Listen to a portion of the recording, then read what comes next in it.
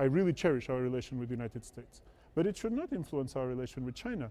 Our relation with China has to be judged on the basis, on the merits of our interests and Chinese interests. Yeah. And so we have to have our own China policy. The United States have theirs, we respect that, we have ours. First point. Second point, you don't have unanimity inside the European Union. You have countries which take a pretty negative stance towards China. On the other hand, you have countries which have received a lot of Chinese investment. I come from a country which has received a lot of Chinese investment. Portugal.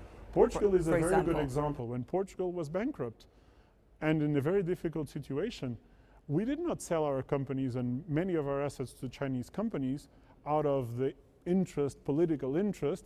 We just said it will be a fair competition and whoever pays more will be accepted in the country.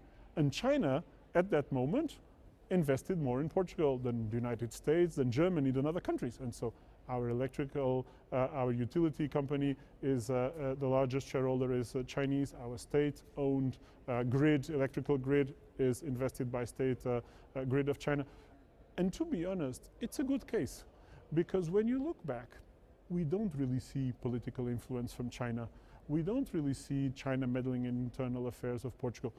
We share a history of 5 centuries together because of Macau. We have a very positive story after the return of Macau to China, contrary to others. And I can say the Chinese investment in Portugal has been responsible, has been positive, and is positively perceived by the population. And so we are a good example where China can cooperate and Europeans can win with that cooperation. We would also like to see more European companies in China and more access for European companies in public tendering, in participation in projects here in China. There's a lot of opportunities here. Our reindustrialization has to also happen. And so Europe has to find its way to reindustrialize. And I think it can also reindustrialize with Chinese investment. Let Europe be competitive. Let us show you that we can also produce good Chinese invented products, and then this is a very good collaboration.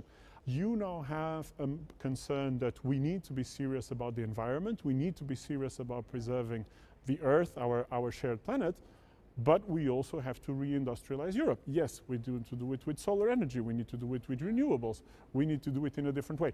But the green emphasis, and this is important even for China, the green emphasis that was put in Europe 5, 10 years ago has radically changed. The political landscape in that sense has changed. Now the rule and the name of the game is reindustrialization. And China can be a part of it and should be a part of it.